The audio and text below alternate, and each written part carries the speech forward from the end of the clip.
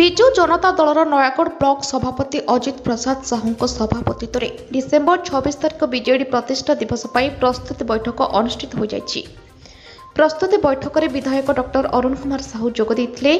Block ଅଧ୍ୟକ୍ଷ Kishore Chandra Sahu, block ଉପାଧ୍ୟକ୍ଷା ଲକ୍ଷ୍ମୀପ୍ରିୟା ସାହୁ, ନୟାଗଡ଼ ପୌର ପରିଷଦର ଅଧ୍ୟକ୍ଷ ନିରୁପମା ଖଟେଇ, ଉପାଧ୍ୟକ୍ଷ ଗୁରୁପ୍ରସାଦ ଜେନା, ବିଜୁ ଯୁବ ଜନତା ଦଳର ଜିଲ୍ଲା ସଭାପତି ଦୁର୍ଯ୍ୟୋଧନ ବେହେରା, ବିଜୁ ଛାତ୍ର ଜନତା ଦଳର ଜିଲ୍ଲା ସଭାପତି ନୀଳମାଧବ ପଣ୍ଡା, ନିର୍ବାଚନ ମଣ୍ଡଳୀ ସଭାପତି ଗଙ୍ଗାଧର ପଣ୍ଡା, ସଂଖ୍ୟାଲଘୁ ସମ୍ପ୍ରଦାୟର ସଭାପତି ଏସ୍.କେ. ନଇମ, ବିଜୁ ଶ୍ରମିକ ସାମୁଖ୍ୟର ନେତା ଶ୍ରୀକାନ୍ତ ପଟ୍ଟନାୟକ ଉପସ୍ଥିତ ଥିଲେ।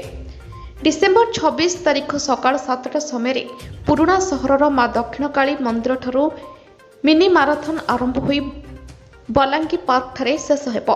ମିନି ମାରାଥନରେ ମହିଳାମାନଙ୍କୁ ଗୁରୁତ୍ୱପୂର୍ଣ୍ଣ ଦାୟିତ୍ୱ ଦିଆଯାଇଛି। ପଞ୍ଚାୟତର ପ୍ରତି ୱାର୍ଡର ଯୁବ ଓ ଛାତ୍ର ମିନି ମାରାଥନରେ ସାମିଲ ହେବେ ଏବଂ ଜୀବନ ବିନ୍ଦୁ ତରଫରୁ ବଲାଙ୍ଗୀ ପାର୍କ ପରିସରରେ ଥିବା କାଫେଟ୍ ଗୃହରେ ରକ୍ତଦାନ କାର୍ଯ୍ୟକ୍ରମ ଅନୁଷ୍ଠିତ ହେବ।